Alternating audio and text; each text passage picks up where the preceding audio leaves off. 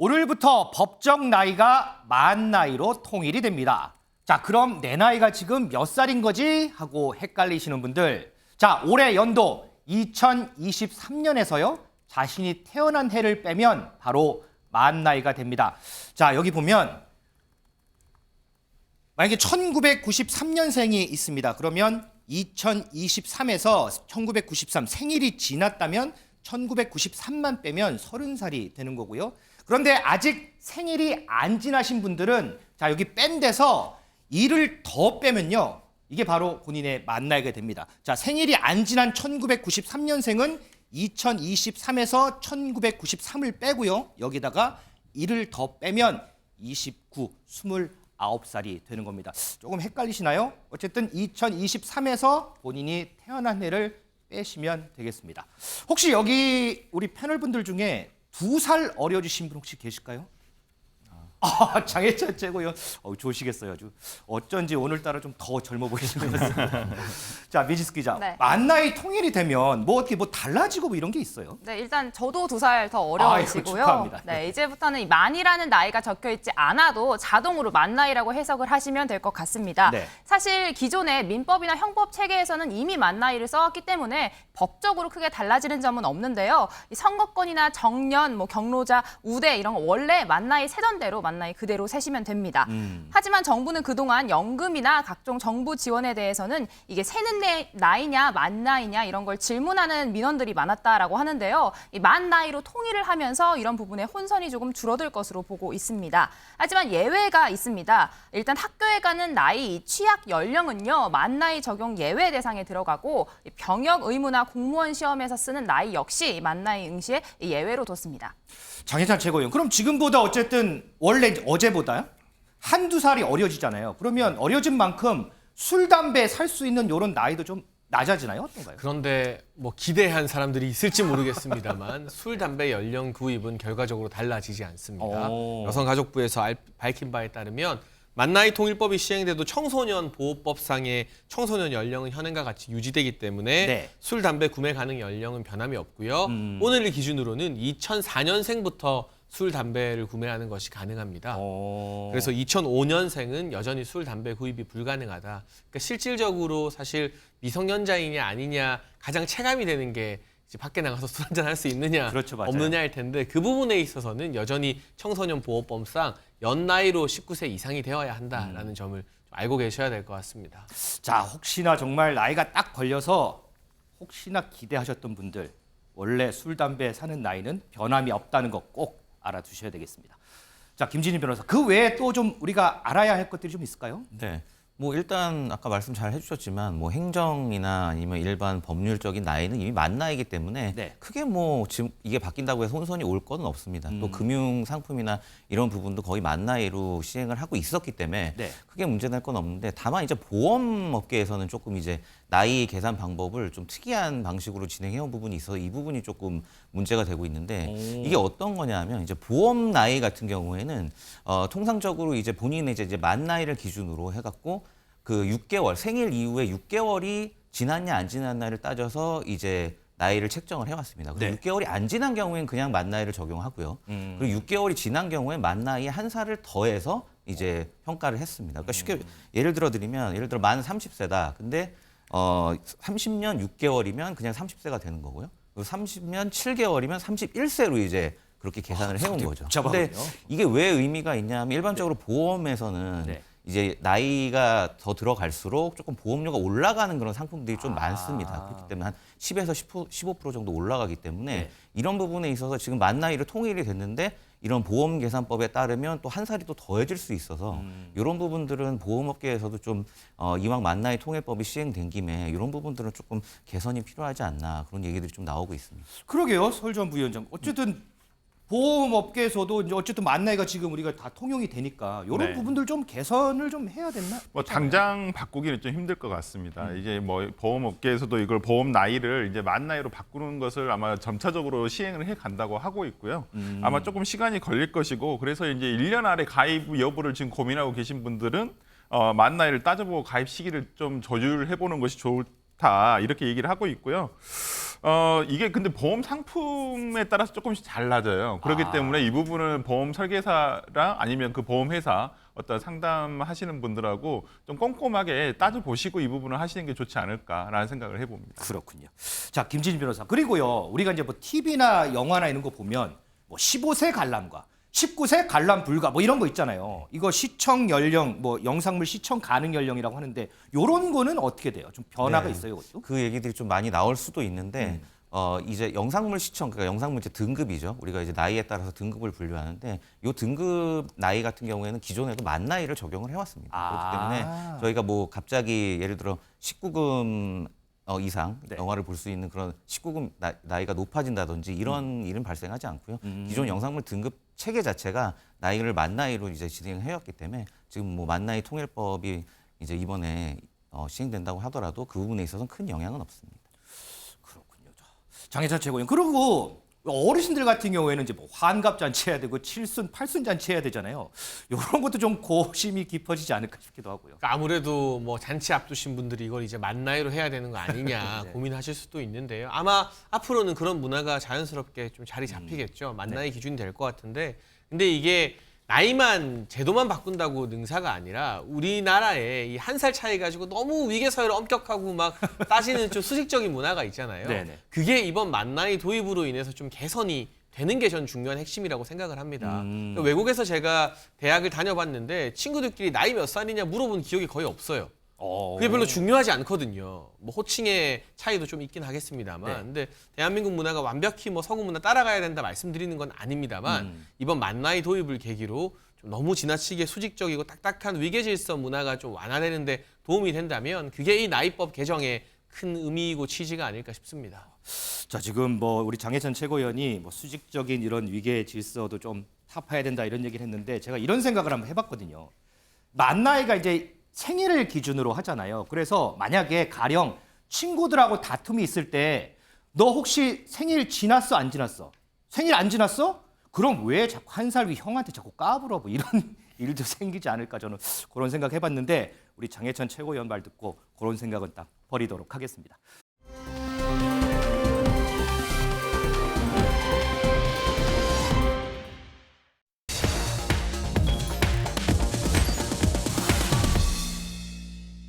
건설회사 부영그룹의 창업주인 이중근 회장, 전남 순천 고향마을 주민들과 동창들에게 1억 원씩 현금을 지급했다고 해서 화제가 되고 있습니다. 요 얘기 좀 해보겠습니다.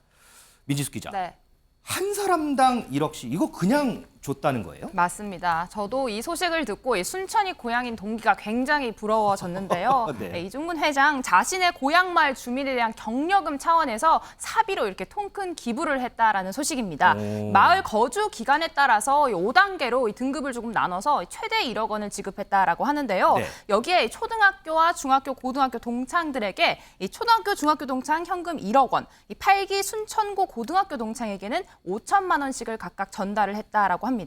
이 언론에서 확인된 이 순천 중고 동창생들만 80명이 넘는다고 하니까 네. 엄청난 액수인데요. 이 총 기부한 액수를 따져보니까 1,400억 원에 와. 이른다고 합니다. 여기 현금 외에도 공구 세트, 선물 세트 이런 것들도 함께 현물로 나눠줬다라고 하는데요. 이를 더하면 개인적으로 기부한 액수 총 2,400억 원에 달한다고 합니다. 야, 2,400억 원. 설주환 부위원장. 네. 2,400억은 뭐 240억도 크고 24억도 큰데 2,400억. 와. 근데 이중근 회장이 왜 이렇게 주민들에게 이렇게 나눔을 하게 된 걸까요? 그러니까요. 그 이분이 지금 연세가 이제 41년생이시거든요. 이제 굉장히 나이가 고령이시죠. 네. 저는 어찌 보면 본인이 참 어렵게 태어나셔서 시골에서 어렵게 태어나셔가지고 지금까지 일궈온 부영그룹이 굉장히 어찌 보면 임대주택을 대표적으로 시행하고 또 운영하는 회사 아니겠습니까? 그런 면에서라면 본인이 일궈놓은 어떤 사업을 통해서 어떤 자기가 어떤 뿌리라고 할 수 있는 고향에 그리고 고향을 지키고 있던 사람들에게 어찌 보면 본인이 이걸 보답한다고 생각했을 수도 있다고 봐요. 그리고 보니까 뭐 여수 순천에 있는 부영 아파트 소유자들에게도 네. 이 뭐 선물 세트 하나씩 이렇게 또 다 가가호 하나씩 또 이렇게 기부를 하셨더라고요 보니까 그런 면에서라면 이제 본인의 어떤 그러한 역경을 딛고 일어선 그런 모습을 많은 사람들하고 한번 나누고 싶어서 그런 것은 아닌가라는 생각도 해봅니다. 야, 좀 대단합니다.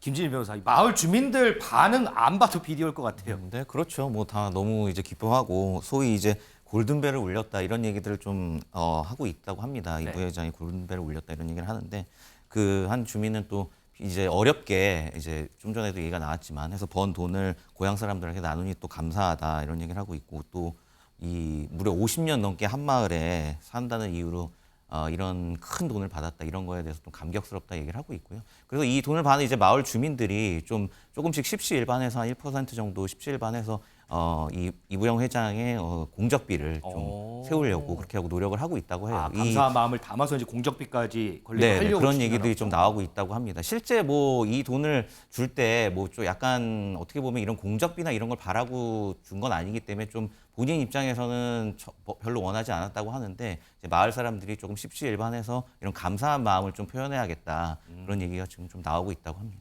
야, 참 대단합니다. 주민들도 대단하고 이중근 회장도 대단하고 다들 대단한 것 같습니다. 그런데 장해찬 최고위원, 이 이중근 회장의 이런 통큰 기부가 이게 처음은 아니라고 하던데요. 네, 사실 얼마 전에는 공군 재단에도 100억 원을 기부했는데요. 그 이유를 한번 들어보니까 네. 이중근 회장이 공군에 복무할 때 밥을 2그릇씩 먹어서 어. 밥을 너무 많이 먹은 게 생각나 미안해서 이제 그 빚을 갚는다는 의미로 100억을 통 크게 기부했다고 합니다. 밥 많이 먹은 게 미안해서 이제 기부를 했다고요? 그러니까 이런 기부 금액이 우리 장병들 밥 잘 챙겨주는데 잘 쓰였으면 좋겠고요. 네. 부영그룹 측에서 현재 회사 차원에서 물품을 포함해 기부한 금액이 총 1조 1천억 원 가량 이른다고 하니까요. 결코 적은 액수가 아니죠. 부영그룹이 아무리 큰 회사라 하더라도 이런 따뜻한 기부의 정신이 우리 기업들의 어떤 이 사회 환원의 하나의 문화이자 큰 트렌드라고 할까요? 그런 부분으로 자리 잡았으면 좋겠고 이번에 이중근 회장이 기부한 것도 네. 그냥 그 지역 주민들만 기분 좋고 끝나는 일이 아니라 이렇게 이 고향을 잊지 않고 또 복무했던 군 부대를 잊지 않고 기부하는 것들이 노블리스 오블리주의 전통으로 자리 잡으면 좋겠다는 생각이 듭니다. 저희 취재진이요, 저희 제작팀이 전남 순천의 서면 이만천 이장님을 인터뷰를 했습니다. 요 이만천 이장님 같은 경우에는 현금을 받으신 건 아니고요. 뭐 다른 선물 세트 뭐 이런 걸 받으신 건데 그 받으셨을 때 어떠셨는지 그 얘기 한번 좀 들어보겠습니다. 부영 회장님께서 우리 면밀을 위해서 참치 세트하고 네. 공구 세트를 줬다고 그러니까 주민들 반응이 아우 좋은 일을 했다고 고맙다고 참치 세트도 참 좋은 걸로 해줬고 또 공구 세트도 서울에서 유용하게 쓸 수 있는 걸 해줘서 감사하다고 그렇게 했지는 못했지만은 그래도 이제 이렇게 해줘서 감사하다 그러대요. 우리 순천에다가 고향에다가 많은 것을 뭐 해주신다는 걸 많이 들었습니다. 전국에서도 우리 부영에서는 많은 걸 또 하신다는 것도 많이 들었어요. 우리 부영에서 한다는 말은 듣기는 들었어요. 공격비를 해줘야 되지 않을까 그러더라고요. 자, 이 이중근 회장 지금까지 기부한 기부의 금액만 해도 1조 원이 넘는다고 하는데 정말 놀랄 노짜입니다. 자, 이런 영향력이 널리 더 많이 좀 퍼졌으면 하는 그런 생각입니다.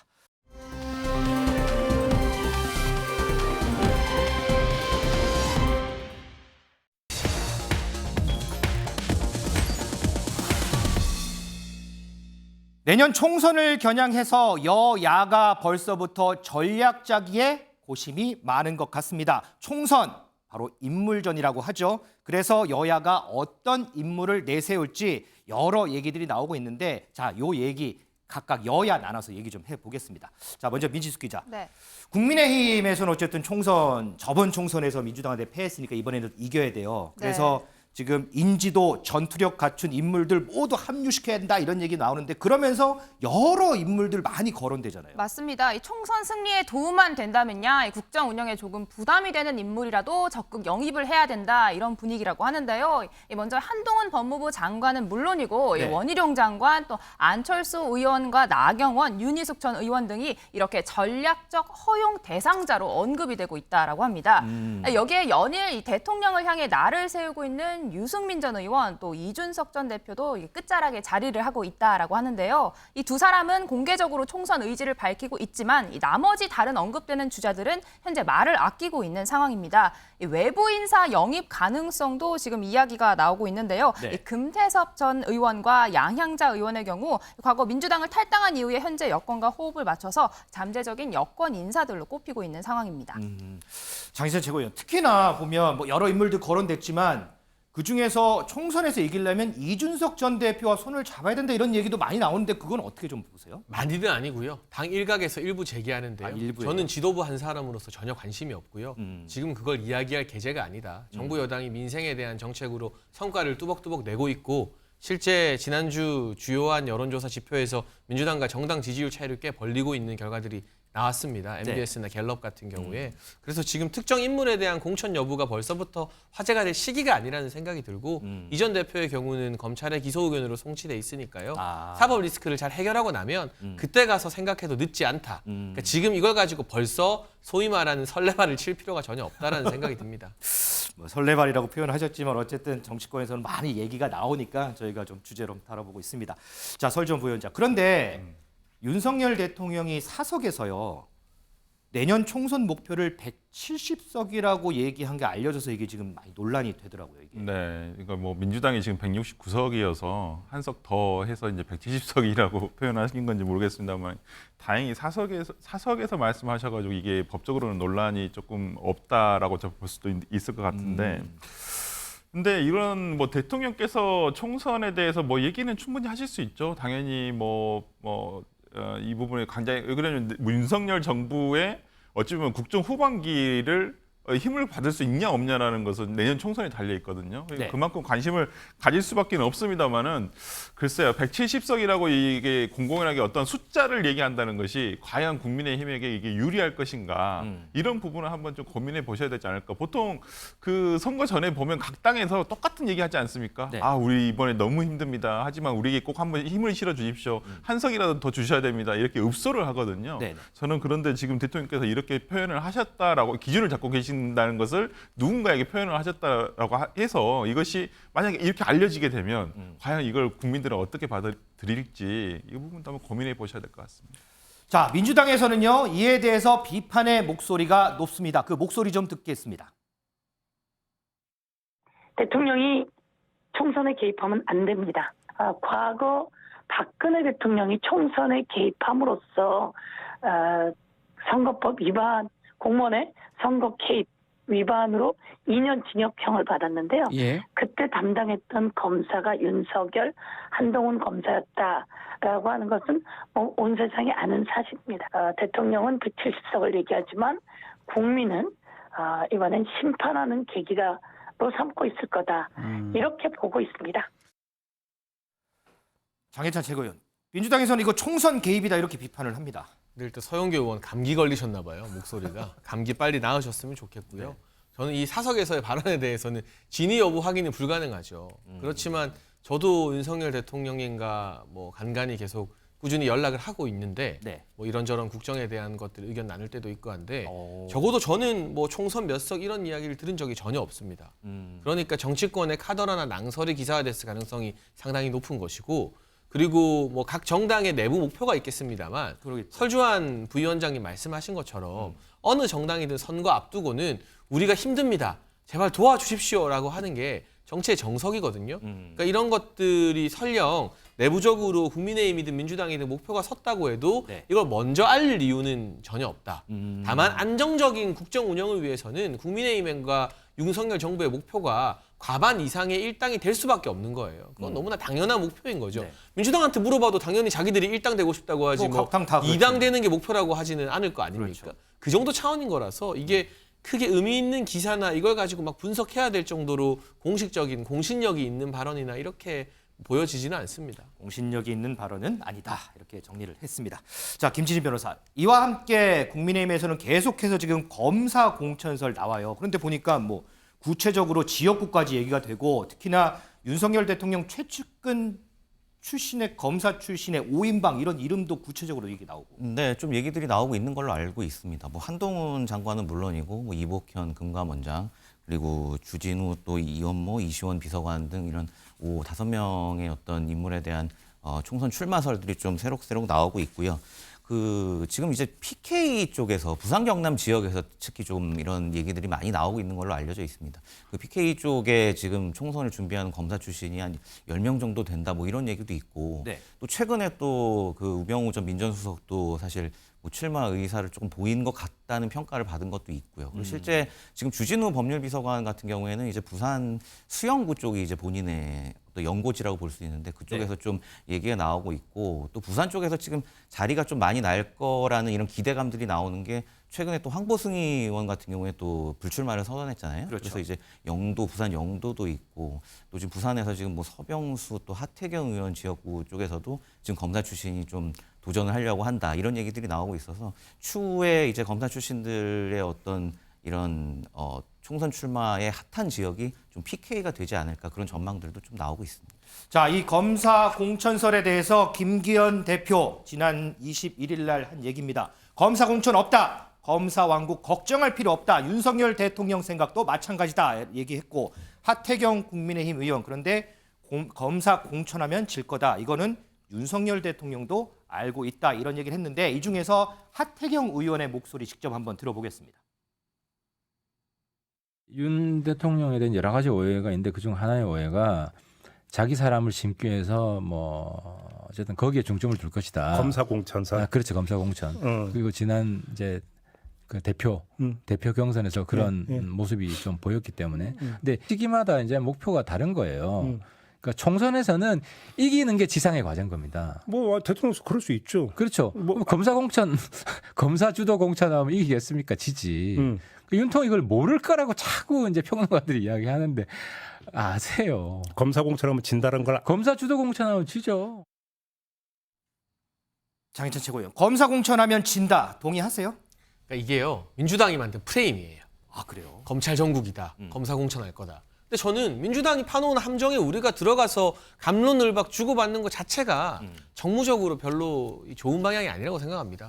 김기현 대표와 이철규 사무총장, 당의 공천 사무를 관장하는 두 분이 검사 공천 많지 않을 거라고 선 그었잖아요. 네. 그럼 이후에 계속 이런 이야기 나오면 우리는 공정한 공천할 것이다. 실력 위주, 능력 위주 공천할 것이다 하고 치워버리고 정치권의 관심은 공천이 아니라 정책과 민생 이런 쪽으로 옮겨가면 됩니다. 저는 지금 이 시점에서 벌써 공천 이야기가 과열되는 게 여당 입장에서는 별로 바람직한 일이 아니기 때문에 이런 검사 공천이 많이 될 거다 안 될 거다라는 민주당의 프레임 자체에 우리 당 정치인과 의원님들이 많이 안 말려 들어가면 좋겠습니다. 설 부위원장, 민주당이 만든 프레임 맞아요? 아, 민주당 지금 그럴 정신 없습니다. 무슨 검사 공천 프레임이라. 오히려 김기현 대표께서 검사 공천 없다고 이거 한 달 새에 3번이나 말씀하시지 않았습니까? 저는 오히려 그 내부의 불안감이 더욱더 이렇게 그 반로가 되는 것 같아요. 거기에 따라서 김기현 대표가 지금 검사 공천 없다, 검사 공천 없다 이렇게 얘기하는 게 네. 그만큼 지금 말하지 않더라도 진짜 눈빛만 서로 보더라도 이게 이런 우려가 있지 않을까라는 어떤 걱정들이 있고 현역 의원들의 걱정들이 있고 또 출마 예정자들의 걱정이 있기 때문에 이런 걸 계속 진화시키기 위해서 지금 김기현 대표가 계속 똑같은 말씀을 하고 계십니다만은 저는 이게 왜 반복되냐? 김기현 대표가 그러면 이게 공천에 있어서 본인의 힘이 약하다. 이걸 반증한다고 저는 볼 수밖에 없다 보거든요. 물론 총선에서의 공천의 모든 책임은 당대표가 지는 겁니다. 그렇죠. 거기에 어떤 책임감을 가지고 어떤 그립감을 가지고 가실 수 있을지는 뭐 이제 내년 이제 공천할 때 두고 봐야 되겠지만은 저는 뭐 이건 좀 민주당에서는 뭐 검사 공천을 했던 뭐 우리 당 공천도 아닌데 뭐 그걸 무슨 관심 있겠습니까? 진짜 그리고 지금 당 내에서는 지금 이런 뭐 국민의힘 내부에 대해서 뭐 얘기할 지금 그럴 때가 아니라서 오히려 지금 내부적으로 더 지금 민주당은 좀 수습을 해 가는 상황이라서 뭐 장희찬 최고가 뭐 민주당 탓을 했습니다만은 그럴 정신이 없다라고 얘기하고 말씀드리겠습니다. 그러니까 뭐 그럴 정신 없다고 말씀하셨는데 뭐 보니까 뭐 돈봉투 사건 이런 것도 아직 해결 안 된 현안들도 있고요. 네. 그리고 뭐 이재명 대표에 대한 리더십 얘기도 좀 있고. 네. 그런 가운데 지난 주말에 이낙연 전 대표가 이제 귀국을 했어요. 그러면서 오늘 처음으로 공식 일정을 했는데 네. 김대중 전 대통령 묘역을 참배했어요. 이거는 네. 어떤 의미로 좀 읽어야 할까요? 뭐 개인적으로는 그 이낙연 총리가 그 기자 시절에 네. 그때 이제 김대중 대통령을 이제 담당하던 기자로서 정치권에 들어오게 됐었고요. 어떤 그런 면에서라면 본인이 이제 호남에 대한 어떠한 적장자다라는 어떠한 그런 그 스탠스를 가져가기 위한 것은 아닌가 네. 라는 생각이 들어요. 최근에 호남에서의 여론조사를 살펴보면 어떤 민주당에 대한 내리막세가 조금 완연하다고 봐야 되거든요. 그 부분은 그리고 최근에 어떤 정치적인 상황들이 신당 창당을 앞두고 있는 세력들은 또 호남에 눈독을 들이고 있거든요. 어찌 보면 그런 면에서라면 이낙연 전 대표가 이런 부분에서 DJ의 첫 일정이 DJ 묘소를 참배한다는 것이 어찌 보면 본인의 그러한 그 호남에서의 어떤 스탠스와 본인의 어떤 적장자라는 어떤 그런 이미지를 심어주기 위한 것이 아닌가 싶습니다. 자, 오늘 처음으로 공개 행보를 펼친 이낙연 전 대표 그 모습 영상으로 한번 볼까요? 첫 일정으로 묘역 참배 결정한 이유가 있으실까요?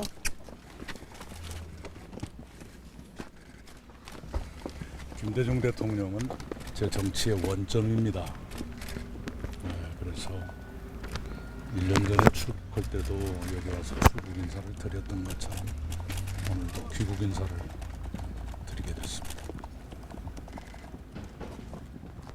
향후 혹시 행보 같은 것도 계획하고 계실까요?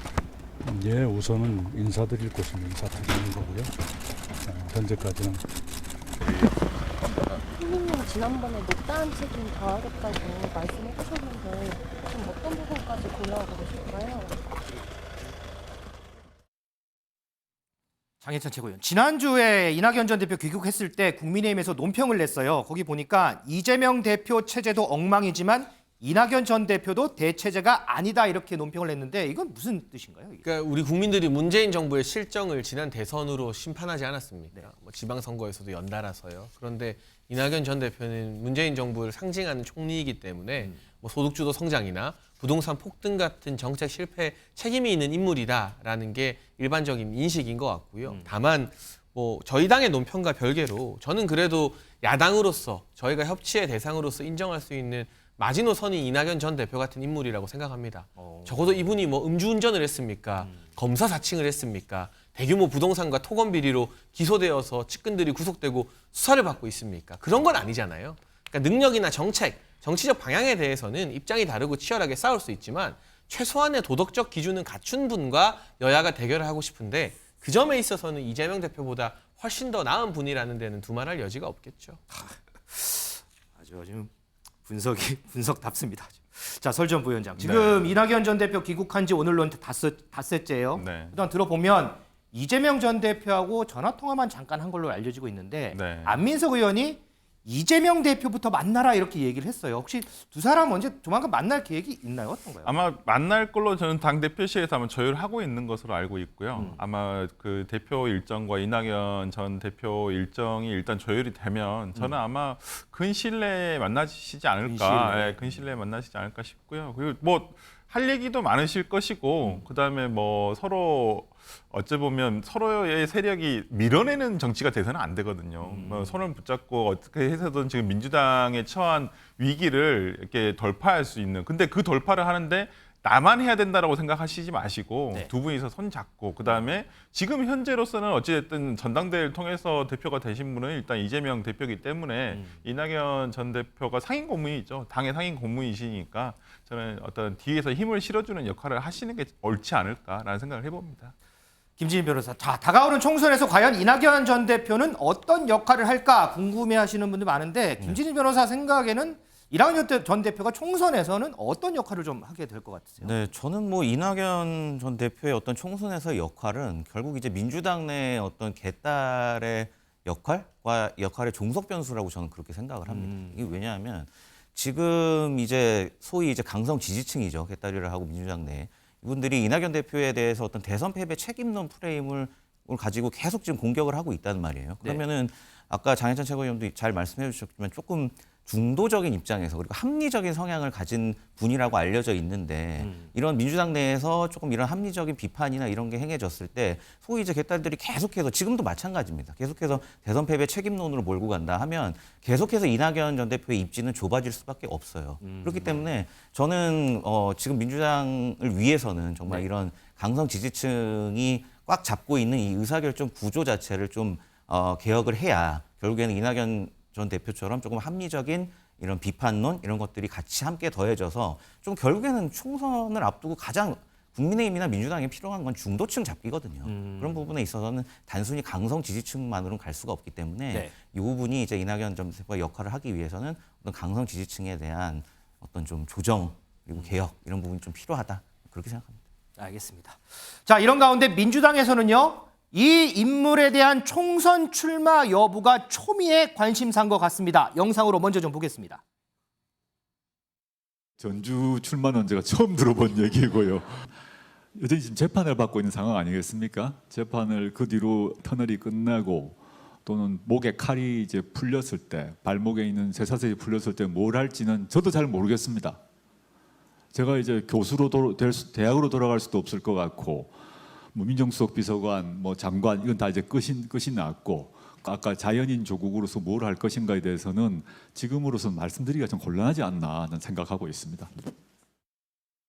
장희찬 최고위원, 그 조국 전 장관의 총선 출마 어떻습니까? 여의도 정치권에서는 거의 뭐 기정사실로 받아들이는 분위기예요. 지금 그런 분위기예요. 그런 분위기. 그게 뭐 신당 창당이 되든 또는 뭐 비례정당, 지금 선거제가 바뀌지 않으면 비례위성정당이 또 판을 칠 가능성이 높은데 그런 비례정당 창당이든 또는 개인의 무소속 출마든 어떤 식으로든 다음 총선에서 영향을 끼치려고 들지 않겠느냐. 그리고 그것이 조국 전 장관 혼자만이 아니라 민주당에서 이제 이재명 대표 친명 체제에게 밀려난 친문 인사들이 문재인 전 대통령을 구심점으로 해서 힘을 합치지 않겠느냐라는 관측에 힘이 좀 실리고 있는데요.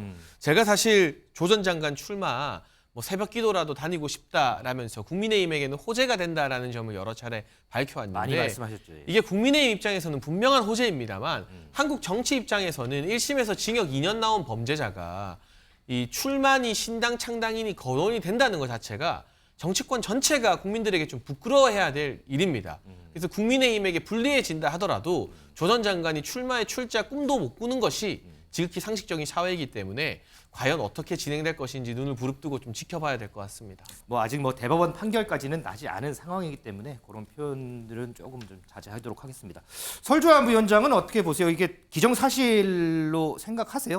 그러니까 이게 아까 장혜찬 최고가 말한 그대로 국민의힘이나 보수 진영에서 소환을 하고 있는 거예요. 이것도 프레임 던진 프레임이라고 봐요. 이건 또 국민의힘 특히나 프레임인가요, 우리 또? 장혜찬 최고가 새벽기도 다닌다고 말씀하시고, 그다음에 특히나 심평 전 변호사 같은 경우가 계속 지금 이게 언론에서 이런 얘기를 하고 계시거든요. 뭐 조국 교수가 출마를 하게 되면 뭐 야권의 선두주자가 될 것이다. 뭐 이렇게 얘기를 하고 계시는데 아마 이 속마음은 아마 그럴 거예요. 조국 교수가 출마를 하게 되면 국민의힘에게 유리하다. 그렇기 때문에 계속 이런 논제를 던진다고 생각을 하고요. 거기에 지금 민주당 내에서도 왈가왈부하고 있습니다만은 주류적인 어떤 입장, 예를 들어서 이재명 대표 측이라든지 당의 주류적인 입장에서는 조국 교수의 출마를 그렇게 반기는 것은 아니고 출마를 조금 만류하고 있고, 그리고 본인이 어떤 정확하게 얘기를 하지 않고 있으세요. 오히려 주변에서 계속 출마하는 게 맞지 않느냐 이런 식으로 지금 얘기를 하고 계시는데,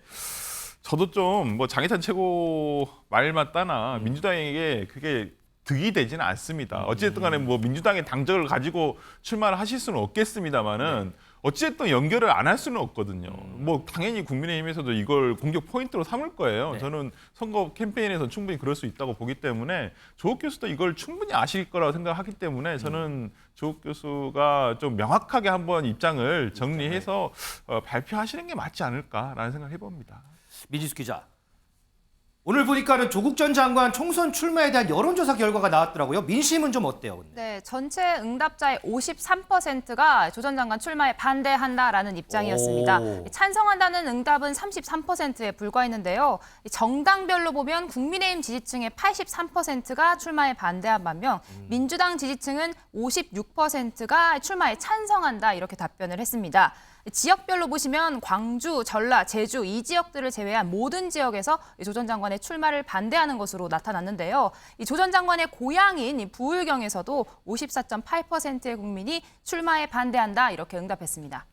장희찬 최고위원, 조 전 장관 출마가 국민의힘에서는 호재라고 하는데 지금 여론조사 보면 국민의힘 지지층에서는 83.2%가 출마 반대하는데요. 그러니까 이거는 당연히 상식적인 판단을 내리시는 거죠. 그러니까 이게 정무적으로 민주당에게 득이 될 것이냐 이 질문을 했다면 결과가 사뭇 달랐을 거라고 보여지는데요. 당연히 보수층에서는 그만큼 비토 정서가 높을 수밖에 없는데 이 민주당 지지층 내부에서도 조 전 장관이 사실 문재인 정부의 상징적 인물이었음에도 불구하고 모른다는 응답이나 반대 여론이 이만큼 높다는 것은 민주당에서 왜 조국 전 장관에게 약간 선을 긋고 거리두기를 하려고 하는지를 드러내는 지표라고 생각됩니다. 그러면 우리 김지진 변호사 딱 짧게 딱 중간적인 입장에서 지금 여론조사 결과도 나왔으니까 조 전 장관 총선 출마에 대해서 찬성의 1번, 반대 2번 몇 번 누르시겠어요? 저는 개인적으로는 찬성하고 싶습니다. 네.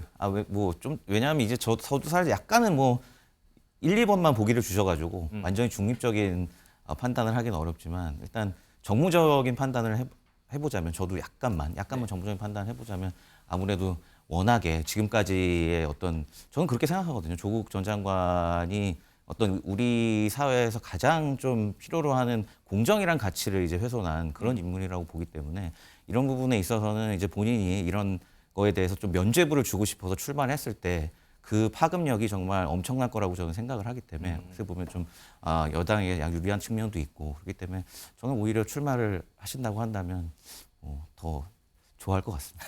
알겠습니다. 자, 총선 관련해서 정치권 얘기 좀 짚어봤고요.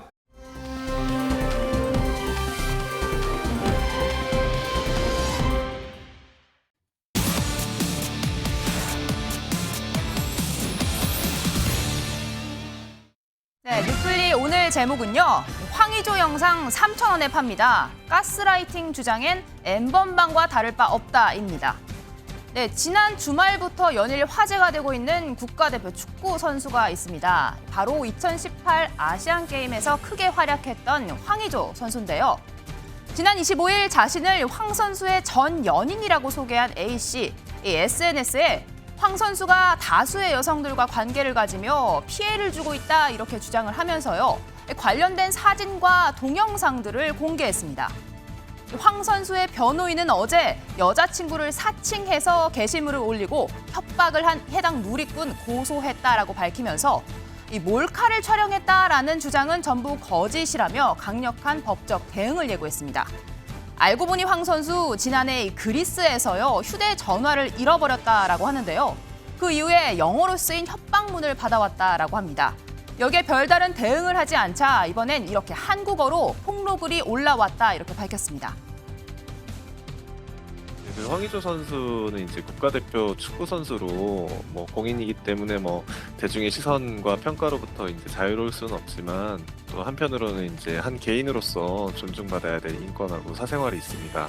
현재 황의조 선수는 일련의 피해 사실 그리고 사생활 영상이 계속해서 여러 군데 대중에게 유포되는 그 상황 때문에 심각한 2차, 3차 피해를 받고 있는데요. 부디 선수 개인에 대해서 그 도를 넘는 명예훼손, 사생활 침해 행위가 발생하지 않길 바라고. 네, 이 문제 영상을 공개한 A씨는요. 영상 속에 등장하는 여성 등 이렇게 가스라이팅을 당해서 영상을 찍거나 찍힌 여성 본인이 예인이라고 착각을 하게 만들었다 이렇게 주장을 하기도 했습니다. 이 성관계 영상 폭로 논란에 정치권에서도 많이 나왔는데요.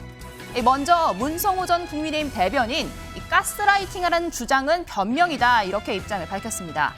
애인 관계를 분명히 하지 않은 게 문제라고 지적을 한다면요. 이 성적 결정권이 있는 여성, 모든 책임을 남성에 떠넘기는 건 불가피한 상황이다. 이렇게 해선 안 된다라며 영상 폭로자를 비판했습니다. N번방 관련 법안을 발의했던 국민의힘 허은하 의원도 이 불법 촬영 여부와는 무관하게 이렇게 사적인 성관계 영상을 유포하는 건 명백한 범죄 행위다 이렇게 지적했는데요. 만약 해당 선수의 영상이 불법적인 촬영인 것으로 밝혀진다면 그것은 그것대로 문제이고 범죄입니다. 하지만 그와 별개로 이러한 방식의 유포는 명백한 범죄의 영역입니다. 사실 이게 N번방, 디지털 교도소의 예와 크게 다르지 않습니다. 상대가 공인이라는 이유로 사적 제재를 시도하는 것은 근대적 법치주의를 퇴행시키는 일입니다. 네, 현재 황의조 선수 관련된 이 폭로 게시물 원본은 삭제가 된 상태입니다. 하지만 온라인상에서는 이렇게 황의조 영상을 구합니다 요청글이 올라와 있거나 해당 영상을 3,000원에 팝니다 같은 게시물들이 버젓이 올라와 있습니다. 이 N번방 사건 이후로 우리나라에서 이 불법 촬영 처벌 조항 크게 강화가 됐는데요. 무엇보다 타인의 의사에 반해서 이렇게 성적 수치심을 줄 만한 영상들 임의로 공개하는 행위는 중범죄에 해당합니다. 음란물 유포 혐의 인정하십니까? 피해자들에게 할 말 없으시나요? 범행 후회 안 하시나요? 걸리지 않을 거라고 생각하셨나요? 미성년자 피해자들 많은데 죄책감 안 느끼시나요? 죄책감 안 느끼시나요? 자, 이제 그만하실게요. 네, 이런 N번방 사건에 앞서서요. 우리 사회에 성관계 영상 유포 문제에 경종을 울렸던 이 버닝썬 사건이 있었죠. 여러 예능과 가요 프로그램에 자주 모습을 보여줬던 이 가수 정준영 씨가 자신의 이른바 황금폰 안에 여성들과의 성관계 영상을 몰래 찍어 저장한 다음 동료 가수들과 함께 있는 단체 대화방에 공유해왔던 사실 뒤늦게 알려져 논란이 됐습니다. 정말 죄송하게 생각하고요. 그리고 회자되고 있는 황금폰에 대해서도 있는 그대로 다 제출하고 솔직하게 모든 걸 다 말씀드렸으니까 무리를 일으켜서 정말 죄송합니다. 저는 용서받을 수 없는 범죄를 저질렀습니다. 저에 대한 모든 혐의를 인정합니다. 2차 피해를 입으신 여성분들 다시 한번 머리 숙여 사죄드립니다. 성실히 잘 받겠습니다. 일단 사회적으로 무리를 일으켜서 죄송합니다. 성실히 조사 잘 받겠습니다. 성관계 동영상 유포 혐의 인정하십니까? 불법 촬영물 유포도 하셨나요? 다른 카톡방에도 유포하셨나요? 아닙니다. 네, 황의조 선수 어제 경찰에 고소장을 접수했습니다. 김지진 변호사님, 수사를 통해 확인이 돼야 될 내용이긴 하지만 상대의 동의 없이 이런 영상 촬영한 건 중범죄에 해당하는 내용이 맞죠? 네, 그렇습니다. 동의 없이 이제 이런 영상을 촬영할 경우에 우리 성폭법 제 14조 제 1항에 따라서 이제 7년 이하의 징역에 처하게 되어 있고요. 그래서 이런 부분들이 그리고 더군다나 피해자가 좀 다수일 가능성까지 지금 제기가 되고 있어서 네. 이렇게 피해자가 다수일 경우에는 우리가 흔히 이제 죄수라고 하는데 이 죄의 개수도 이제 하나, 둘 이게 3개 돼 있습니다. 그렇게 되면 소위 이제 경합범이라고 해서 좀 더 가중 처벌을 또 받을 수도 있는 그런 상황입니다. 아, 네. 설주환 부위원장님, 변호사님이라고 지금 불러야 될 것 같은데요. 네, 네. 이 황의조 선수 측은 일단 동의하에 촬영을 했다라는 입장입니다. 네. 이 피해를 주장하는 당사자가 나타나지 않아도 해당 영상 동의해서 촬영을 했는지 이것도 수사 대상에 들어가는 걸까요? 일단은 수사기관에서 그 영상의 내용을 확인을 해봐야 될 것 같아요. 왜 그러냐면 뭐 영상에서 그러니까 찍히는 사람이 네. 과연 이것을 동의하에 찍었는지 안 찍었는지 내용을 보면 알지 않겠습니까? 저는 그 부분 일단은 확인을 해야 될 것 같고 지금 황의조 선수가 고소를 했습니다마는 상대방을 특정을 못 하고 있는 것 같아요. 네. 보니까 그 뭐 불상이라고 막 성형불상에. 그냥 해가지고 지금 했더라고요. 그러니까 수사기관에서 기본적으로는 황의조 선수의 영상을 다 확인을 한 다음에 그다음에 어쩔 수 없이 이제 그 안에 있는 그 여성분들이라든지 뭐 이제 그 촬영이 되신 분들을 근거로 해서 한번 수사를 일단 참고인 조사를 해야 될 것 같고요. 네. 그다음에 이제 뭐 이 부분에 대해서 협박을 받은 부분이 있으면 협박을 받은 부분에 대해서도 뭐 어떤 수사를 해야 될 것 같고 상당히 여러 가지 범죄가 지금 한꺼번에 복합적으로 돼 있는 지금 사건이기 때문에 네. 조금 이제 진실관계가 좀 드러나야지만 어떤 우리가 누군가에게 비난을 하더라도 그때 가서 비난하는 게 맞지 않을까 싶습니다. 네, 이런 상황에서 장희찬 최고위원님, 허은하 의원 지금 설사 이 불법 촬영물이라 할지라도 이런 사적인 영상 마음대로 폭로하는 것 자체가 N번방과 다를 바 없는 범죄다 이렇게 지적했는데 어떻게 보셨습니까? 당연한 이야기라고 생각을 합니다. 왜냐하면 이게 만약에 불법 촬영물이면 그건 또 황의조 선수가 별도로 책임질 문제이고요. 그렇다 하더라도 이 영상에 나온 사람들의 동의 없이 이걸 공개했을 때 제2, 제3의 무고한 피해자들이 나올 수 있는 것이잖아요. 그분들은 당연히 영상 촬영에 대한 동의 여부와는 별개로 영상 유포에는 아무도 동의를 안 할 거 아닙니까? 네. 근데 이걸 무슨 자격으로 저 SNS 계정의 주인이 자기 마음대로 유포해서 황의조 선수뿐만이 아니라 또 다른 그 등장하는 인물들에게 피해를 끼칠 수 있는지 이건 매우 심각한 범죄이기 때문에 만약 경찰이 신원을 특정해낸다면 네. 아주 중벌을 받게 되지 않을까 싶습니다. 네, 경찰 수사 결과를 조금 더 지켜봐야 할 것 같습니다. 오늘 뉴플리 여기까지입니다.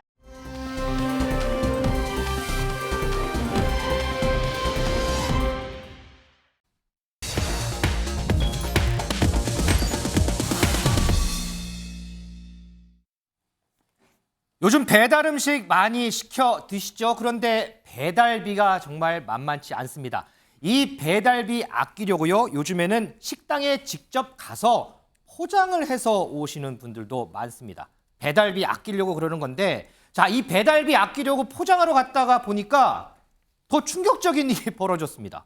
김진인 변호사, 어떤 충격적인 일이 벌어졌어요? 네, 충격적이다기보다 약간 황당한 일이라고도 황당한 볼 수 일이에요? 있는데요. 예, 한 누리꾼이 이제 사진을 하나 올렸는데 그 이제 포장 금액이 2,500원이다. 요 하나 사진을 올렸습니다. 포장 금액이요? 네, 포장 금액 2,500원이 이제 추가됩니다. 이런 안내가 돼 있는 그런 사진 하나 찍어서 올렸는데 네. 이제 좀 전에 말씀해 주셨듯이 우리가 이제 배달비를 아끼기 위해서 일반적으로 뭐 저도 이제 가끔 배달을 시켜 먹지만 통상 한 3,000원 이상 보통 배달비가 붙더라고요. 그렇죠. 그런데 한데 그런 걸 좀 아끼기 위해서 예를 들어 가깝고 하다면 걸어가서 이제 포장을 해오는 경우가 많습니다. 저도 이제 그런 경우가 많은데 근데 포장비가 이제 추가로 있다 이런 거에 대해서 사실 어떤 생각을 안 하고 보통 가서 해오는데 맞아요. 네. 딱 이제 갔는데 갑자기 포장 금액 이제 키오스크에서 계산을 하다 보니까 아 포장 금액이 2,500원이 추가된다 이게 이제 공지가 딱 뜬 겁니다. 그래서 아 지금 결국엔 배달비 아끼려고 갔다가 배달비는 아끼지 못하고 결국엔 포장비만 내고 오겠구나. 결국 이렇게 생각을 하면서 이제 누리꾼이 좀 비판적인 그런 사진과 글을 올린 그런 내용입니다. 근데 또 어떻게 생각을 해보면 이 포장 용기도 다 비용이잖아요. 그래서 뭐 응당 뭐 얼마 받을 수 있다고 생각은 하지만 그럼에도 불구하고 여기 2,500원은 이거 너무 비싼 거 아니에요? 네, 조금 그 문제도 좀 많이 대두가 됐는데요. 그러니까 기본적으로 포장비가 든다. 이거에 대해서는 뭐 크게 문제 제기할 수는 없다고 저는 생각을 해요. 근데 이 금액이 좀 과하다. 이제 이런 부분이 오히려 저는 더 문제라고 보거든요. 업주 입장에서도 그게 이제 가맹점법에도 잘 나타나 있지만 우리가 뭐 예를 들어 가맹점이라고 좀 예를 들어보면 우리 흔히 프랜차이즈죠. 네네. 프랜차이즈에서 어떤 음식을 시켜 먹었을 때 막 가맹점주가 뭐 음식값, 뭐 비용 이런 거를 일일이 다 정해주는 걸로 알고 있는데 사실은 그렇지가 않습니다. 상당히 좀 자율적으로 이제 가맹점하고 가맹점주 간에 그런 걸 이제 진행을 계약 내용을 바꿀 수가 있는데 네. 그렇게 판단한다면 소위 포장 금액 같은 경우에도 이제 일반 점주들이 자율적으로 좀 시행할 수 있는 부분은 분명히 있어요. 그런 걸 딱 정해서 하는 부분은 아닌데 다만 이제 꼭 필요한 비용, 이제 최소한의 비용에 있어서 어떤 포장 금액을 정하는 건 상관이 없는데 지금 누가 보기에도 약간 좀 과한 정도, 거의 배달비와 맞먹는 금액이 지금 포장비로 책정이 돼 있단 말이에요. 그러니까 이 가맹점 이제 이 사장님 입장에서도 조금 너무 통상적이지 않은 거 아니냐, 좀 이런 비판도 좀 나오고 있습니다. 미지수 기자 어때요? 음식점 업주들도 뭐 얘기가 있어요? 어때요? 네, 마포구에서 이 족발집을 운영하는 점주는요. 족발 포장에 들어가는 크고 작은 포장 용기만 6개가 넘는다. 이 비용이 몇백 원 선인데 600~700원 선인데 이 별것 아닌 것 같지만 이게 누적되면 부담이 크다 이렇게 힘듦을 토로했습니다. 최근에 또 채소부터 고기까지 이 재료 가격 오르지 않은 게 없는데 그래도 가능한 가격을 안 올리려고 하고 있다. 이달부터 500원씩 포장비를 받고 있는데 이거에 대해서도 불만이 있는 고객들 많다 이렇게 어려움을 토로했습니다. 자, 설주원 부회장. 이거 보고서 누리꾼들이 아니 그러면 이제 가게에서 가서 먹으면 그 뭐 테이블비, 접시비 이런 거 다 내야 되는 거 아니야 이런 댓글들이 있던데 근데 실제로 이것도 실제로 있다면서요? 그러니까요. 저도 좀 참 이런 경우를 좀 처음 접해봤는데 이게 가니까 또 이런 어떤 분이 사진을 올려주셨는데 뭐 이런 내용들이 있었더라고요. 보니까 뭐 보통 저희가 어디 중국집이나 이런 데 가서 먹으면 배달시켜 먹으면 그대로 예를 들어 10,000원을 받는다면 홀에서 먹으면 조금 더 싸게 해주지 않습니까? 보통은. 그런 거죠. 예, 보통은 저도 그렇게 상식적으로 알고 있는데 여기 가니까 오히려 2,000원을 추가하더라. 이런 식탁비 같이. 홀에서 먹었으니까 홀비를 내라 뭐 이런 거군요. 장소 이용료를 내라는 것인지는 모르겠습니다만은 글쎄요. 모든 음식값에 우리가 보통 책정을 할 때 그 가게 임대료, 재료비 다 그 어느 정도 녹아서 다 책정을 하지 않겠습니까? 맞아요. 그런데 이것을 이렇게 하나씩 떼낸다면 실질적으로는 이게 물가 상승을 일으키는 것이거든요. 저는 이런 부분에 있어서 이렇게 그러니까 어찌 보면 나눠내기로 해가지고 오히려 소비자에게 전가시키는 부분은 오히려 이번 정부나 어제 지자체에서도 이런 부분에 대해서 조금 단속이라든지 이거 좀 제재가 있어야 되지 않을까라는 생각도 해봅니다. 배달비가 한창 논란의 중심에 섰죠. 이번에는 포장비까지 논란이 되고 있습니다. 물론 각자 입장은 뭐 있겠습니다만 어쨌든 어떤 부분이 합리적인지 이거에 대한 좀 논의도 좀 필요해 보입니다.